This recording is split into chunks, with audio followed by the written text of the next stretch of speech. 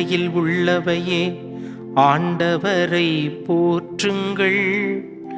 உன்னதங்களில் அவரை போற்றுங்கள். அவருடைய தூதர்களே நீங்கள் யாவரும் அவரை போற்றுங்கள். அவருடைய படைகளே நீங்கள் யாவரும் அவரை போற்றுங்கள். உலகின் அரசர்களே, எல்லா மக்களினங்களே, தலைவர்களே, உலகின் ஆட்சியாளர்களே, இளைஞரே, கன்னியரே, முதியோரே மற்றும் சிறியோரே, நீங்கள் எல்லோரும் ஆண்டவரை போற்றுங்கள்.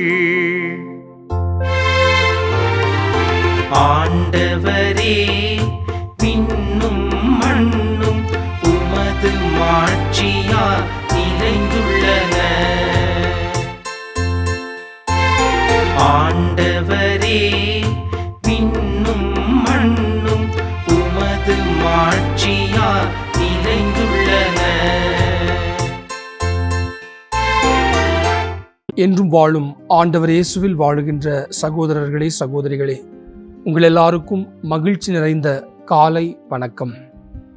இன்றைக்கு நாம் தியானித்துக் கொண்டிருக்கக்கூடிய திருப்பாடல் 148 பல்லவியாக நாம் வாசித்தது, ஆண்டவரே, விண்ணகமும் மண்ணகமும் உமது மாட்சியால் நிறைந்துள்ளன. கடவுளுடைய மாட்சிமை, கடவுளுடைய பிரசன்னம், கடவுளுடைய மேன்மை விண்ணகத்தையும் மண்ணகத்தையும் நிறைத்திருக்கிறது என்ற இந்த பல்லவியோடு நாம் இன்றைக்கான இந்த திருப்பாடலை தியானிக்க இருக்கின்றோம்.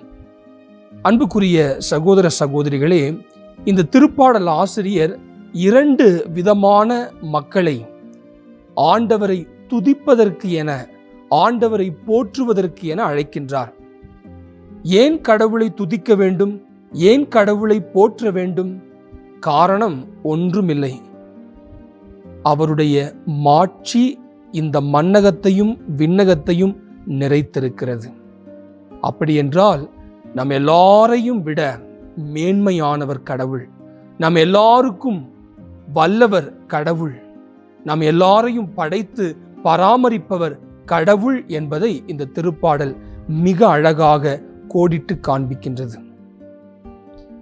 முதலிலே விண்ணகத்தை திருப்பாடல் ஆசிரியர் ஆண்டவரை புகழ போற்ற அழைக்கின்றார்.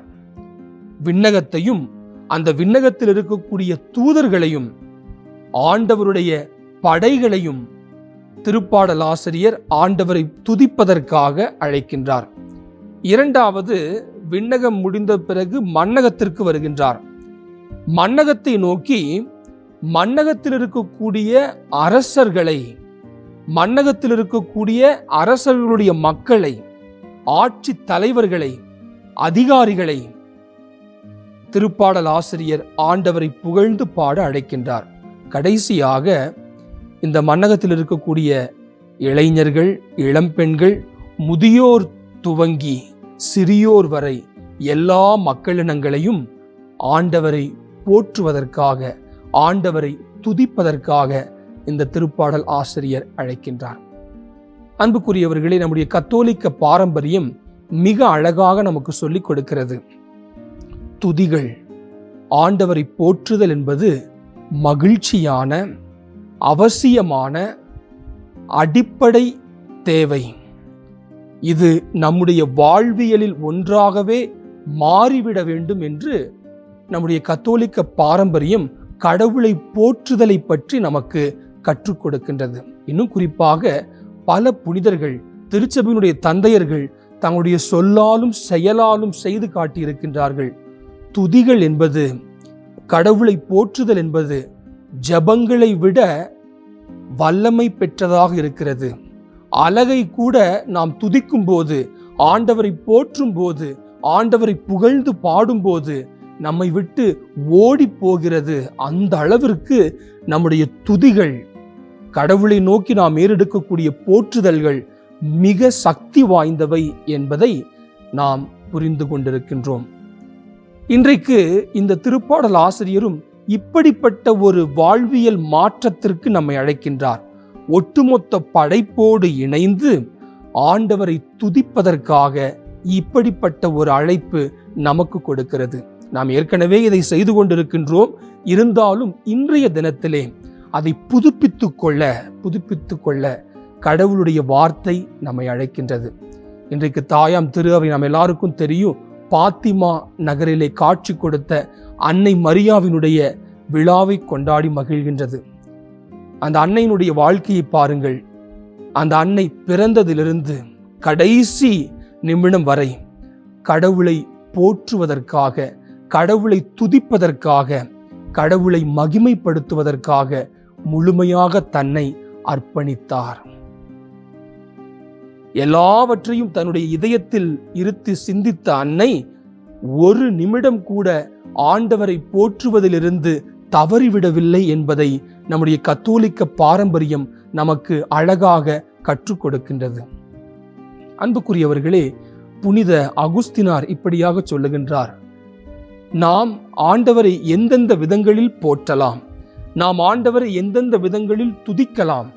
அதற்கு புனித அகுஸ்தினார் மிக அழகாக சொல்லுகிறார், காலையில நாம எழுந்ததிலிருந்து இரவு உறங்க போகும் வரை நாம செய்யக்கூடிய எல்லா செயல்கள், நம்முடைய அன்றாட கடமைகளை சரியாக நிறைவேற்றும் போது, நமக்கு கடவுள் கொடுத்திருக்கக்கூடிய திட்டத்தை நாம் சரியாக நிறைவேற்றும் போது, அதற்கு உண்டான முயற்சிகளை நாம் மேற்கொள்ளும் போது கடவுளை புகழ்கின்றோம் என்று குறிப்பிடுகின்றார். பாருங்கள், எவ்வளவு ஒரு அழகான வார்த்தைகள். நம்முடைய செயல்கள் கூட ஆண்டவரை புகழுகிறது.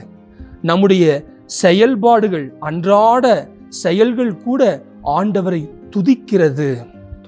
அப்ப அந்த அளவுக்கு நம்முடைய சொல்லும் நம்முடைய செயல்களும் ஆண்டவரை நோக்கி, விண்ணகத்தை நோக்கி இருக்கக்கூடிய சொல்லாக, செயலாக மாற்றம் அடைய வேண்டும்.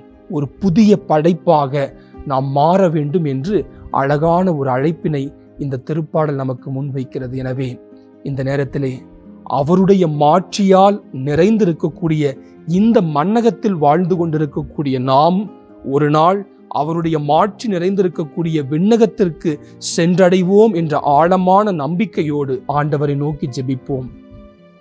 அன்பு தந்தையே இறைவா, துதிப்பதற்காக, ஜெபிப்பதற்காக அழகான இந்த வாழ்க்கையை நீர் கொடுத்திருக்கின்றீர். விண்ணக தூதர்களோடு, படை திரளோடு இணைந்து ஒவ்வொரு நாளும் நாங்களும் உம்மை துதித்து பாட, உம்மை மகிமைப்படுத்த எங்களுக்கு சக்தியை தாரும். சோர்வின்றி அன்றாடம் நாங்கள் உம்மை துதிக்க எங்களுக்கு பலனை தாரும். இந்த மன்றாட்டுக்களை எல்லாம் எங்கள் ஆண்டவராகிய கிறிஸ்து வழியாக உம்மை நோக்கி ஜெபிக்கிறோம். எங்கள் ஜெபம் கேளும் நல்ல தந்தையே. ஆமேன்.